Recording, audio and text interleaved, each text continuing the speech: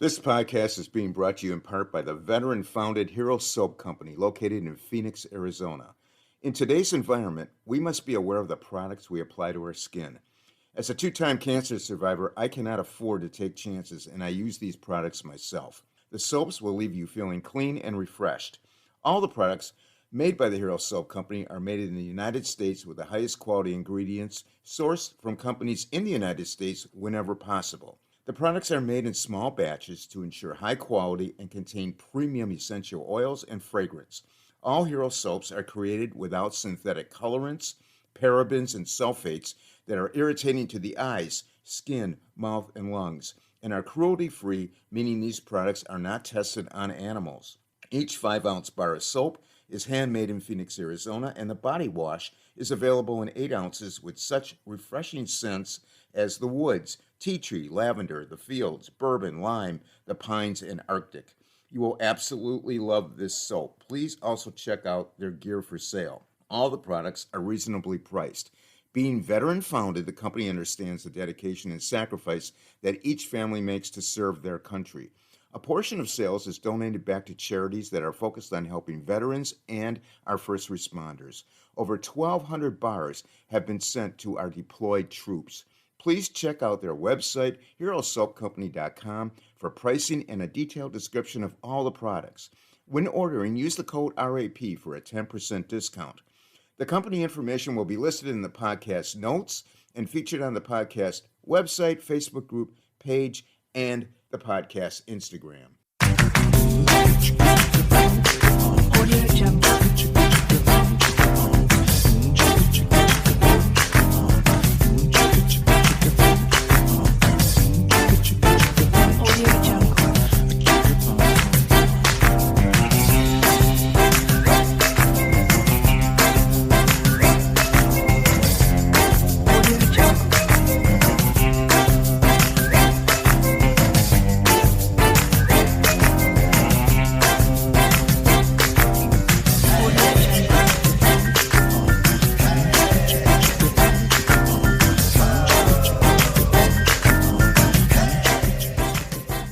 Welcome, everyone. It's a Wrap with Rap. I'm your host, Ron Rappaport. Before we start, I would like to thank all of our listeners, supporters, and sponsors that have helped to make this podcast so successful. The podcast is being heard in all 50 states, all provinces of Canada, and over 60 countries around the world. The podcast has been ranked by FeedSpot as one of the top 35 overcoming adversity podcasts on the web from thousands in that category, and is ranked by traffic, social media, followers, and content freshness. Please visit the podcast website. It's arapwithrap.com for all the episodes and other information regarding the podcast, and to order logo merchandise, of which a portion of sales is donated to various charities, and to sign up for our newsletter. This podcast features people who've overcome life's challenges and adversities, people who can inspire, motivate, and educate us on an assortment of topics. My guest today is Eric Christiansen. Eric is a documentarian, a 7-time Southwestern Emmy Award recipient whose 4 films focus on the impact of trauma on individuals, families, and communities.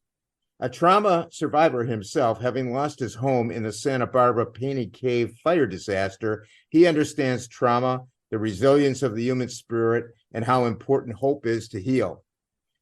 His new film, Unmasking Hope, follows a disparate group of people whose extraordinary stories of survival, while most of us have heard only in snippets on the news. Having lived through mass shootings, terror attacks, combat, and sexual assaults, these brave trauma survivors don masks to hide their pain and suffering as they navigate their new existence that is often stymied by PTSD, physical injury, and emotional turmoil.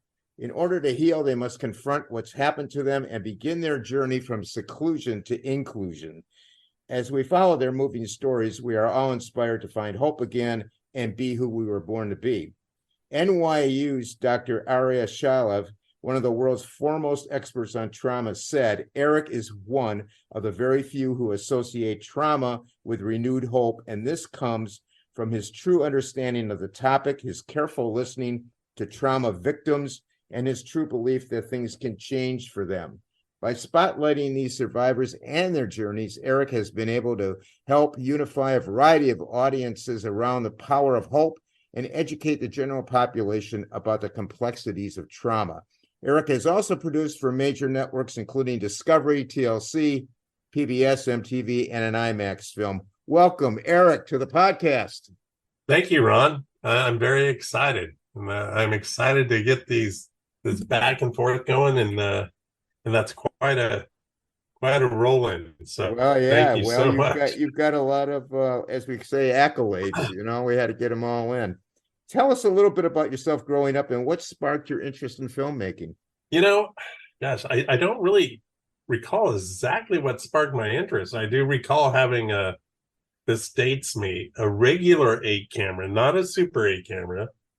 And my dad got me a regular 8 camera, and it was much like the early Spielberg film about his upbringing, and I actually had a switch in the dark, switch the reel over, so it was 25 feet long, so I would have 50 feet of film. But I just started making films, with my friends and things, and at 8 years old, I made my first film that had a script, and I honestly recall as a youngster making these films and knowing I had some sort of message, but I wasn't sure what message. I hadn't found my message yet, and it took a few years to do that. But that's what I did. I never wanted to do anything else other than to make films. That was your purpose on earth, filmmaking, telling Yeah. stories. Yeah. But it just the patience and what it took, and how the turns it took. I didn't really know what my true calling was until quite some time later. Yeah. So, did you make films in high school, and how did you break into the industry? Did you have a lot of challenges to overcome to make filmmaking your profession? And what schooling did you pursue? That's a great question, and it's interesting to reflect back on it now. Is that it took a lot of preparation. It took a lot of, you had to have the camera, then you have to shoot with film, and you don't even see what you've got until you take it in, and then you have it developed, then you get it back, then you project it, then you have to edit it. And the editing was a very physical process. And so, I mean, the bar was pretty high as far as like, you couldn't just go out and shoot something with your phone. It wasn't like that then. So Yeah. it was a meticulous process. But I started working professionally. I did my own films, but I started working professionally when I was about 13 years old, because I was a big kid, and I got in on sets, and I started working as a PA professionally for other people. And then that just progressed because that's what I wanted to do. And I found a mentor. I found several mentors along the way that helped me out and kind of showed me the ropes. And as I grew older, they introduced me to, other professionals, and my career built as I improved my skills. And I ended up going to California Institute of the Arts in the 80s. And I was already very established in my filmmaking, but CalArts not only taught me some more about filmmaking, but mainly it opened my mind about all the different disciplines, all the different crafts. There was dancers, there was classical music, there was fine art, and there was music. And so I was able to be involved in the process with all these other artists. So I learned how to collaborate. I learned how they fit in. And it also opened my mind to what really is considered art. And to flash forward with Unmasking Hope, I kind of flashed back to that. I worked with dancers, I worked with animators, but it's been a process.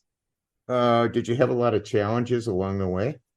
Oh yeah, definitely. And it just climbing, just getting the next gig, and constantly evolving as an artist. Now, the real challenges came. I mean, working professionally is one thing. I kind of put that over here. The stuff I did for Discovery and all this other stuff, that once you're in the place and you're moving forwards, it's pretty easy. When you're doing independent work, like my last 4 films, those were the biggest challenges. And the big challenges are obviously, number one, funding. Yeah. And working with funders and trying to figure out, and then working on a budget, and getting your vision on a budget. And then again, and then there's so many other challenges, especially in the particular calling that I landed in, is working with the different survivors and learning how to work with them. And I've been blessed with amazing mentors on that side too, is very experienced clinicians from Stanford University, Dr. Amit Ekin and Dr. Arya Shalev from NYU, you mentioned. And they really mentored me in a clinical kind of approach so I could work with these survivors of various traumas. Okay, now we'll delve into that. So let's delve into your work concerning the subject of trauma. You are a trauma survivor yourself. You suffered through the Painted Cave fire disaster. Can you tell us a little bit about that time?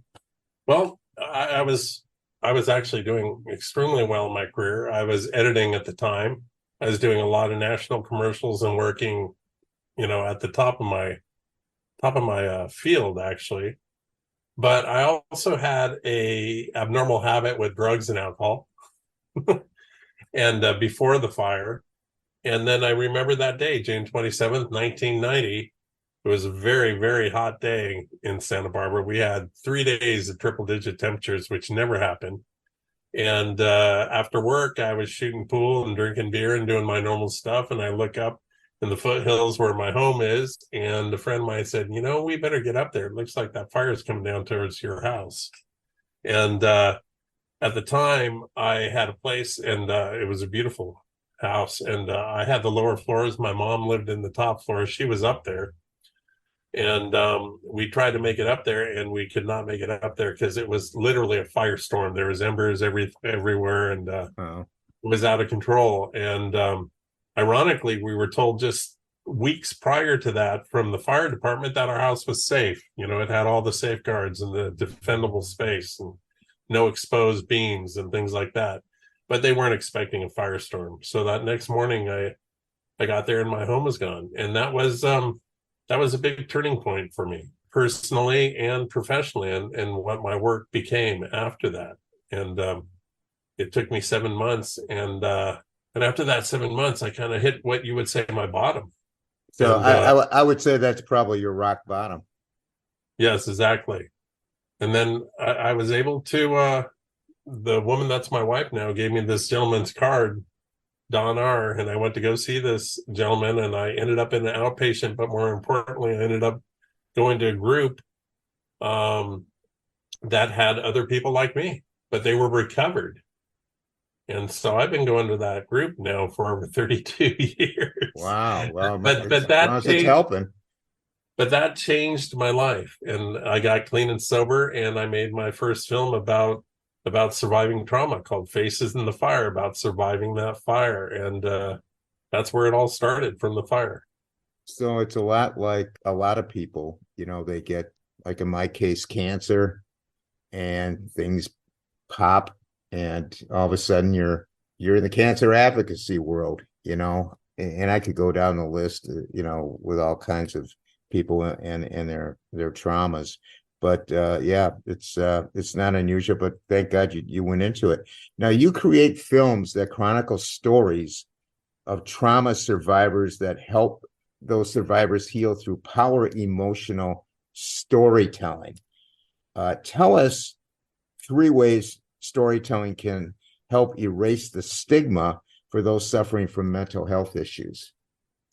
That's a great question, because, and I'll take that question, and I'm going to jump from the individual that's telling the story in the film to the individual that could be watching the film. Okay. And number one, for the individuals that are telling their story, and particularly the individuals in the film, when you tell your story to another person, and the correct person that actually wants to hear the story, that's open hearing the story, it validates your experience.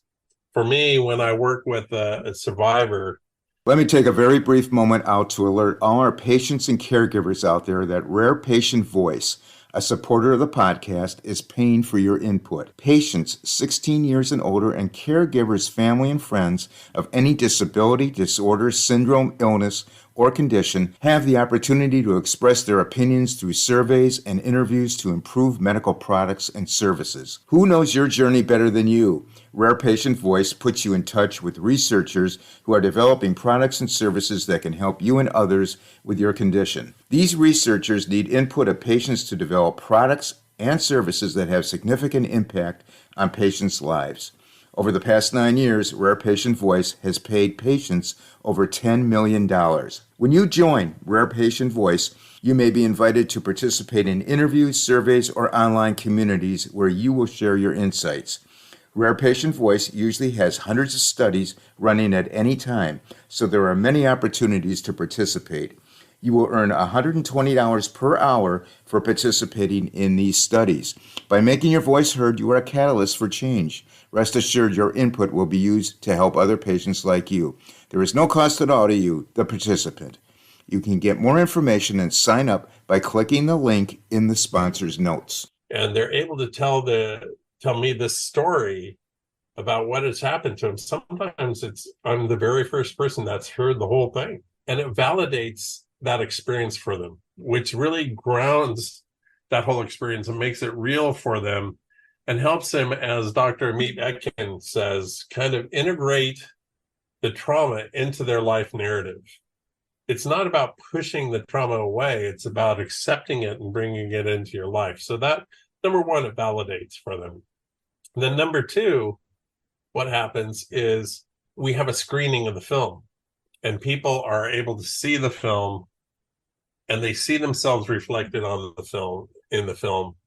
And then again, it validates, and they see that their story is important, that somebody cared enough to put it in the context that other people are going to see it. Then the third thing that really happens that's most powerful, then we flip over to the other side of the viewer too, is when these individuals that are in the film, somebody sees their story and then they reach out to them and say, you know what, I just saw your story and I didn't survive 9/11, but your story so touched me and I connected that I feel that I can get over whatever obstacle or whatever trauma I've been through. So it completely completes this circle and this cycle for them, that their trauma and what they'd went through it wasn't thrown away. And it means something, and it's actually an asset to them. And then on the other side of the screen, I'm going into 4 different aspects of this. On the other side of the screen, the viewer, hopefully it's a very inspiring and aspiring connection that they have through empathy with these people in the film. That if they can do that, man, I can do that too, because I connect with something they've said. And time again, this is played out in the 4 different films that I have done. So you said that sometimes you're the first person that really listens to their story. Well, it's sometimes I'm the first person that's heard the whole story, that in bits and pieces. A lot of survivors, even if they've had therapy, I had one 9/11 first responder call me, say, Eric, I really need to talk to you. I get this text, and he calls me and says, the way that you interviewed me and how we talked before and after, that's never happened to me before. It's always been in a clinical situation. It's always been bits and pieces. And that was really the first time I was able to move through the whole thing with somebody that really, truly did care. And, it's not something before starting to tell your story, even if you're in therapy and stuff, it's normal, I guess it is, quite often the survivors downplay their own stories. That's what I was going to ask you. Do some of the survivors not even want to talk about it? It's just like it's a form. Sometimes it's kind of a form of survivor guilt, Whereas, it's particularly with some of the 9/11 survivors I interviewed, there's people that did not make it out. There's people that were horribly maimed. I made it out, and so maybe, and then they downplay their story and they don't want to talk about it because they're almost embarrassed of having made it out unscathed. In the film, Becky, the 9/11 survivor, says, I wish I would have been hurt because then it would have been a lot easier to explain what's going on now. So you're answering my question for sure. Now, your first documentary you alluded to, Faces in the Fire, has been kind of a training tool. Tell us how your films have been used as educational tools. Well, particularly with Faces in the Fire, it was seen by the people at the National Institute of Mental Health. And they said, oh my gosh, that's exactly the debriefing kind of sequence. The questioning in the film and the interview format was very similar to what they would do and call debriefing for people that have went through a disaster.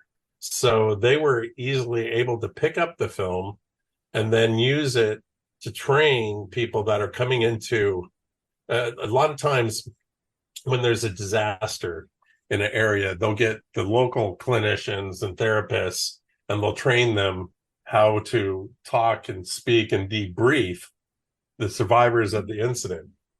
And so they were able to use Faces in the Fire to show them what to expect, how the debriefing goes, et cetera, et cetera.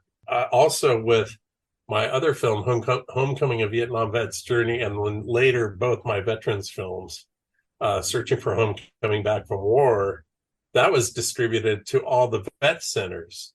And how that really served, especially Homecoming: A Vietnam Vet's Journey, because it's based on a motorcycle run from California to the wall in Washington, D.C. A lot of veterans, and Vietnam veterans in particular, do not want to talk about their experience in Vietnam. We'll watch a movie about motorcycles. And then about 20 minutes in, they're like, uh-oh, this is about a lot more than motorcycles. So it kind of breaks that ice. And then they start to connect with the veterans in the film. And then they start to go through their own experiences. And then, ideally, and that's why we do outreach and team with outside organizations, ideally after the ice is broken, I guess you would say, and those feelings start to come up, they can reach out and work with a therapist or somebody or another veteran that's a little bit ahead of them in the healing. And that's how that... The podcast welcomes the Edge Coffee Company as a supporter and sponsor. Mike, the founder of Edge, wanted to build a different kind of coffee company, one that makes a high-quality product that is truly good for customers and makes the world a better place through the production of coffee, and also be an engine for good by directing at least 10% of the profits to a sustainable social mission. As everyone knows, coffee can be a health beverage, but it doesn't have to cause jitteriness and anxiety or digestive issues. Coffee is full of antioxidants, vitamins, minerals, and polyphenols that your body needs to function optimally. Yet, pesticide residue and mold toxins can negatively impact your health. Commercial coffee production can be a nasty business where the environment and people are exploited. Typical commercial-grade coffee is processed with huge amounts of chemical fertilizer and synthetic pesticides. Often it contains trace amounts of mycotoxins. Any wonder people feel anxious, jittery, and have digestive issues from drinking it? That is why Edge Coffee is always certified organic and tested in a third-party lab and found to have no detectable traces of mycotoxins. Edge uses only specialty grade beans. Specialty grade is a technical term that applies to about the top 3% of coffee beans produced worldwide. Not only do these beans taste the best, they are also the healthiest. 10% of Edge Coffee's profits fund interest-free loans to entrepreneurs in Peru. Edge is so sure that you will love the taste of their premium clean coffee, free from mycotoxins and pesticide residue, that they offer a generous refund policy. Please click the link in the podcast notes to order and get detailed information on Edge Coffee. Kind of works. Yeah, that's gonna lead into my next question. So the fact that you were a trauma survivor yourself, has that opened doors conversing with other trauma survivors as opposed to just being an ordinary interviewer? And have you parlayed your personal experience surviving trauma in your work? I can only imagine that when you come to see the survivors and you tell them, hey, I'm a survivor too. I went through, I'm sorry, is it the Painted Cave fire? Yes. It's almost like myself when I do advocacy work for male breast cancer. I can stand there and people will pass me by and they'll look and they'll go, oh, okay. But when I stop them and I tell them that I'm a male breast cancer survivor, they immediately stop and they turn around and they say, oh, let me hear what you have to say. I'm very interested. So does that pretty much work the same way for you, being a trauma survivor yourself? I believe it's God's biggest gift to me, that I have this asset that can now I can use to help others. And it's interesting. I call it the miracle of identification. When somebody goes, oh, me too, Yeah. and then, oh my gosh, all of a sudden you were that. I love the analogy of, we went down on the ship together and we shared the life raft. We know what it's like. And then, but and one of the things, that's one of the purposes of my films is to explain to the people that didn't go down with the ship, that didn't sit in the life raft, for using that analogy, Right. what the experience is like. But going back to exactly what you're saying, we're brothers and sisters that have went through the same thing, and that miracle of identification is just so healing, and exactly what you said. And God bless you, because my friend Mike B, he passed away a while ago, but he had male breast cancer too, and he had a full mastectomy and everything, and it's such a interesting small niche, but there's other men out there, and they're going to identify with other men that have went through it. And it's Yeah. the same with survivors. And my disaster, losing my home, it was all material things. Right. It's what I did to myself through drugs and alcohol, and took myself spiritually down to like the lowest. That's the trauma I caused myself. And now I live on a day-to-day basis in recovery. Yeah. And that's where I can relate to the Vietnam vet when he says, I have to do this every day or I'm going to go crazy. And I'm like, oh, me too. It's like, Right. wow, okay. I mean, we've all seen kind of, I want to say, in my situation, possible death. And I can talk to somebody who has an alcohol problem, for example, and knows my situation. When we can talk just like brothers. I mean, there's such a relationship there, because they know where I'm coming from, just like they knew where you were coming from. They knew you were the real deal. You weren't some clinician. You weren't some guy who read it out of a textbook. You actually experienced it. And I think that means all the world. Yeah, thank you. I appreciate that. And, and that's where, when people call me a filmmaker, I'm like, oh, me that, because filmmakers, to me, like, already have an idea of what they're going to do. This is going to be the film, and this is what I want to get out of it. Yeah. And then they try to force that out of it. And you can talk to the people that I interview. I let them tell their story, and I want them to tell their story, and then let it flow. And I like to be kind of a messenger and not a filmmaker. Gotcha. So how are you able to create a unified message of hope among such a diverse group of trauma survivors? Well, that's again, that's kind of multi-layered, but it's interesting is, I'll go back to the real basics, and I'll talk about, like, literally the editing of that, but physically the art form. But early on, I kind of I did discover with Facing the Fire. We interviewed like a dozen survivors, and I'm like, you know what? They're different. They're different genders. They're different races. They're different ages. They're different economic stratas, but they're kind of telling all the same stories. Yeah. The analogies I like to use on that, because I love analogies, is everybody's on a cruise ship and they're all doing their different things. Some are gambling, some are going to the pool, and some are going on excursions. But guess what? The cruise ship is going to end up in the same place, and that's kind of like recovery in a way. We're all doing a bunch of different things, but that's the main arc is the same. And so, talking about a unified vision of hope, they're all talking about the same thing. No matter if it's Lyman Montgomery, who was sexually molested when he was 8 years old, or a 9/11 survivor that ran from Tower 2, their stories miraculously kind of mesh, because even though it was radically different, they're kind of on the same boat, I guess you would say, Yeah. of this healing curve and this quest for hope.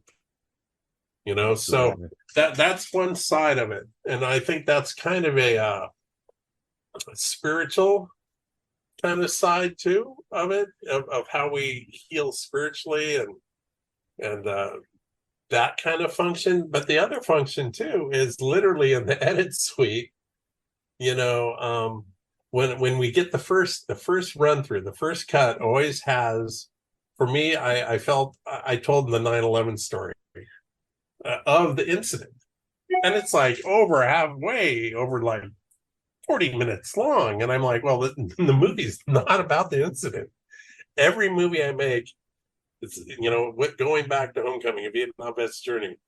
I 40 minutes of their experience in Vietnam, but we don't want to hear about the incident. We try to cut that all down, and to make the film different, we want to tell about the recovery and the hope. Right. If my film isn't like less than a third of the incident and then 2/3 of hope and recovery, I haven't achieved what I'm going out to do. So that's how I kind of get this unified feeling of hope on those two different levels. Your new film, Unmasking Hope. Tell us about that film and the meaning of the title, and speak about the masking concept you use in the film. Well, that's great.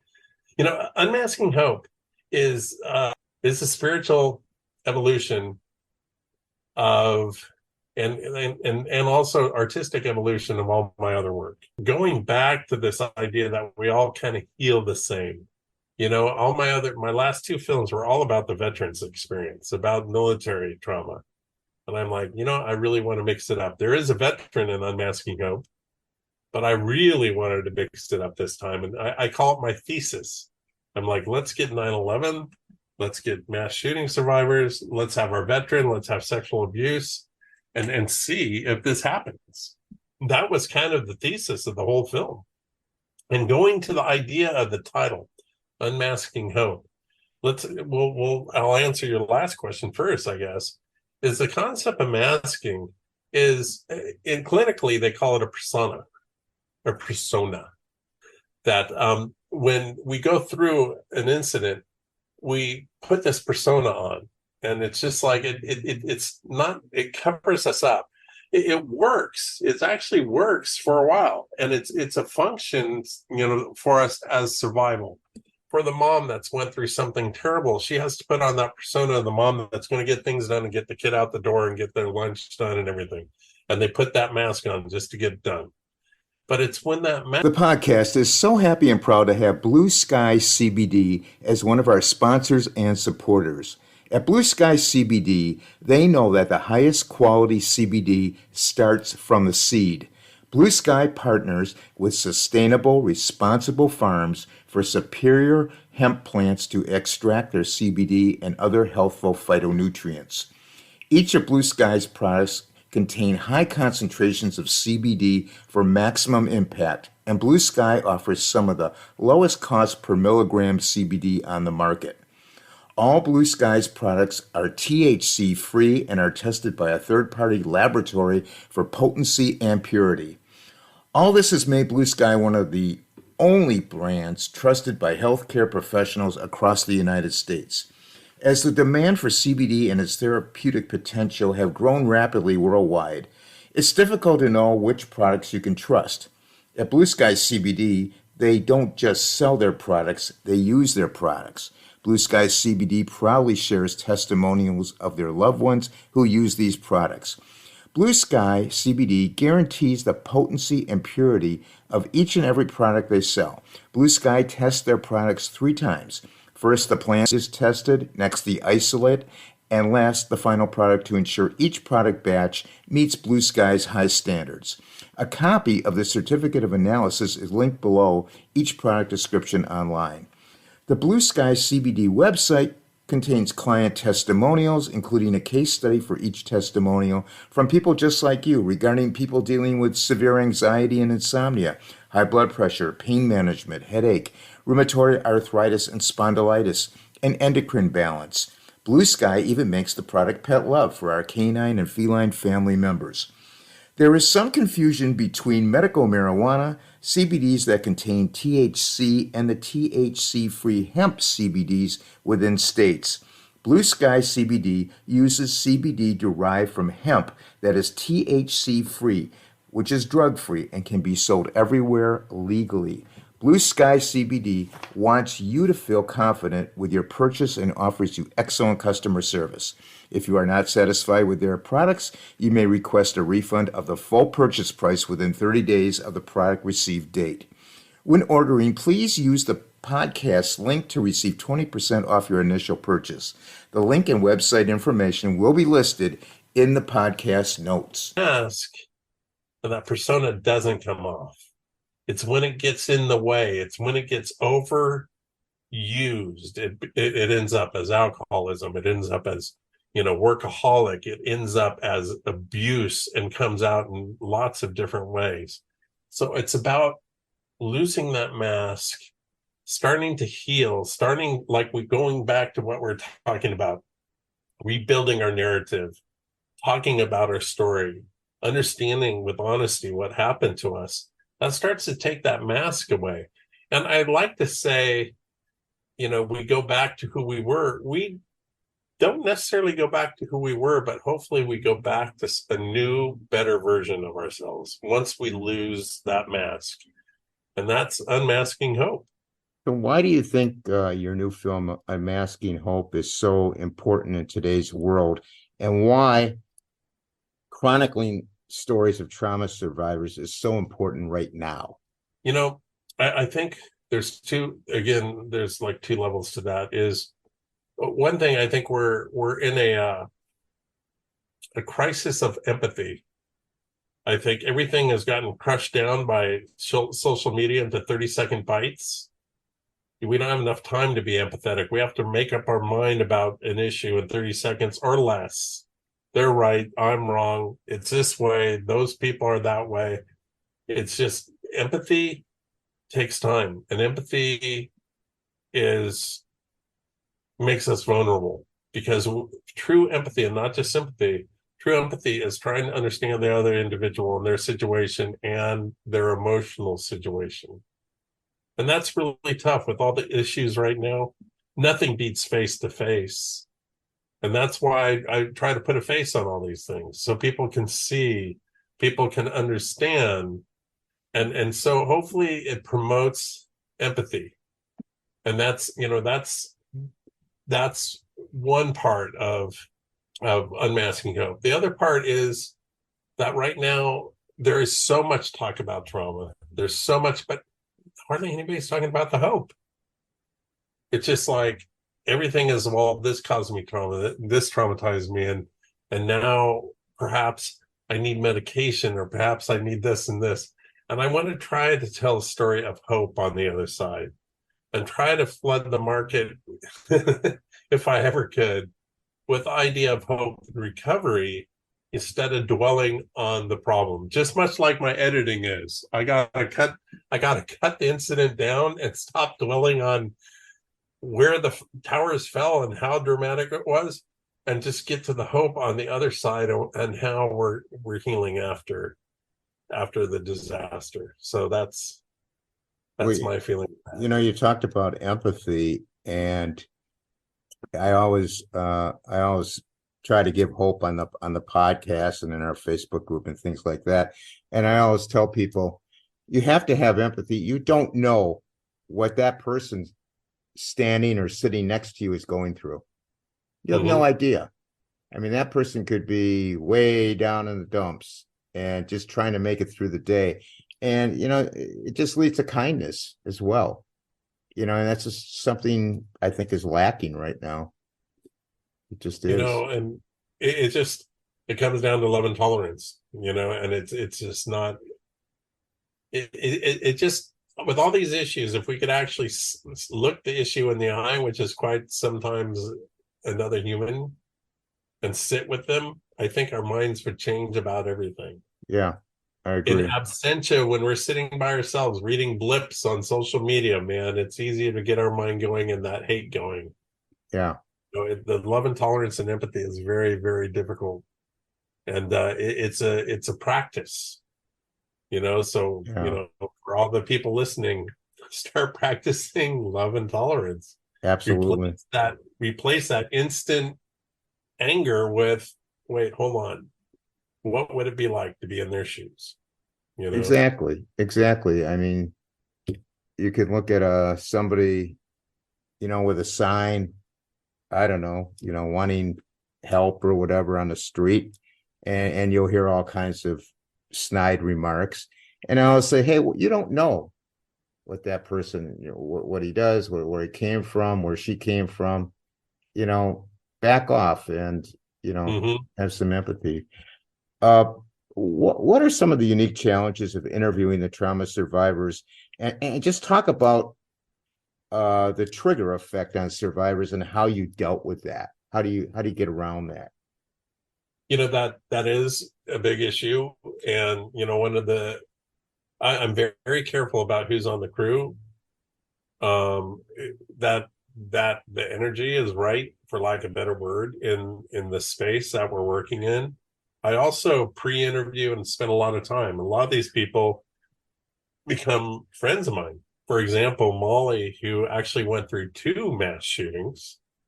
I was just texting with her mom. She's in New Orleans right now, getting an award for her advocacy for mass shooting survivors and her work working with peers. And so I get to be real good friends with them. So going back to your question, it's just, it's accepting their story in a very transparent and unjudging way. And I definitely have a gift for that. Dr. Meet Ekin said that, I use sophisticated clinical technique in my interviews. And I'm like, that's interesting, because I just think I really listen and love on these people. Yeah, Yeah, yeah, that's yeah, key. And the other exactly. thing is, if you notice in the film, when Unmasking Hope, talking about triggers, and I was corrected when I was using the word triggers, is that's kind of not the acceptable word anymore, especially around mass shooting survivors. So we call it activations. Okay, activation. So, I'll have to to remember avoid that. so avoid anybody getting activated in my films, we kind of use an ethereal, analogous kind of, they're not reenactments, but we use animation and we use dance, Yes. try to explain some of this. But the interesting thing is, when you do that and you're not showing the actual incident or showing something that could activate an individual, is you're actually expanding and reaching deeper, because art has a way of kind of leaving a lingering question that leads you down a trail, and with a lingering question. And that's why there's dance and animation in this film. And I believe it's very, very effective without actually being an activator. Now, your previous films, you alluded to Homecoming, a Vietnam vet's journey and searching for home, coming back from war, have been transformative in the recovery process for thousands of people whose lives have been compromised mentally, spiritually, and physically by trauma. Now, Searching for Home, coming back from war, has aired more than 2,300 times nationally on PBS, tied to Memorial Day and Veterans Day. Can you just tell us briefly about those two films? Well, Homecoming came like several years after Faces in the Fire, and that Faces in the Fire made my mark in the documentary world. Then I got picked up by a couple producers, and then I directed films for AT&T, for Staples, and all this stuff for public television. And but nothing was really kind of satisfying because it wasn't the core that I do. But people are like, "Oh, do that warm fuzzy thing that you did with," and so Homecoming kind of walked right into my lap when a good friend of mine in a men's group mentioned that his mom had passed away and he had a lot of stuff coming up, and he is a Vietnam vet, and he was thinking of going on this motorcycle pilgrimage is what he called it. And in like about a month later, I was on that run with him with a small crew documenting 5 different Vietnam vets going across the United States, getting the welcome home they never got, at that time, 25 to 30 years ago. Now it's even longer. So that's how that kind of happened. And then that's when I really found my footing on public television. And then it was several years later when we had started having new conflicts in the Middle East. I was approached by Dr. Jeremy Crosby, who was working at the Walter Mondale VA in Kansas. And he said, "It's time that you do another film." And so I mixed it up then even more and tried to progress, and had veterans of all different wars and generations talking about their assimilation back into society after wartime. And that ended up being Searching for Home, coming back from war, ended up being a very successful film. As we said, it's probably over 2,500 showings now, and I think it is still on public television. But also, our distributor Gravitas has Searching for Home, coming back from war, and it's free on YouTube right now through Gravitas, and so you could watch that film there. Okay. But it was very successful, and it was there again. It was used by vet centers all over the United States, and it still is, to work with some of these veterans. Now, through your vast experience, Eric, dealing with trauma, please tell us 3 ways to detect someone who might be suffering from a mental health disorder, and one of the most powerful message you can give them to help. Gosh, 3 signs. They all kind of come back to one thing: is isolation. And that's like one of the biggest red flags for somebody, is when they have a change, and they all kind of roll in and end up with isolation. A radical change in behaviors, things that they used to like to do and stuff. They're not coming out and joining you anymore. They're not the same person. And then, that's 1, 2 right there. And then isolation. And isolation is a killer. And so to jump to, the last part of that question is, one of the best things is to be a good ear, to be somebody that truly doesn't just hear, but they listen with their heart.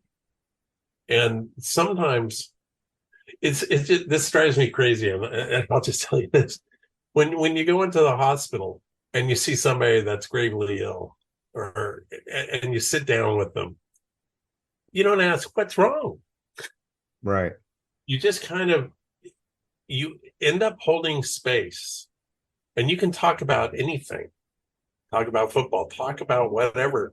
And then if you are there with the right intention and you create this space, then they'll be able to talk. It's sometimes that intentional, I'm going to help them out and say something. That isn't the way to actually go about it. When your friend's hurting, it's the best thing is just to be there. And then when the time is right, they'll start to talk about it, and then do not judge and just take it in. And if you've had any experience yourself similar to it, then maybe you can comment, but don't offer advice if you don't know. Don't go there. Just say, "I'm hearing you," and write it out with them. And I call that holding space. And, Good advice. one of the best ways to do it, because it drives me crazy when people, a good friend of mine and my mentor was passing away in the hospital. And this guy comes in. I was just sitting there with John, and John was starting to talk to me and everything. And a good friend of mine, not, but this guy comes in. John, what's wrong with you? And they think it helps him. You know what? He'll tell you when the time is, and he doesn't want to run through it again. So it goes back to the survivor. They'll tell you their story if they want to, but be there and be available with your heart and your energy. Yeah, absolutely.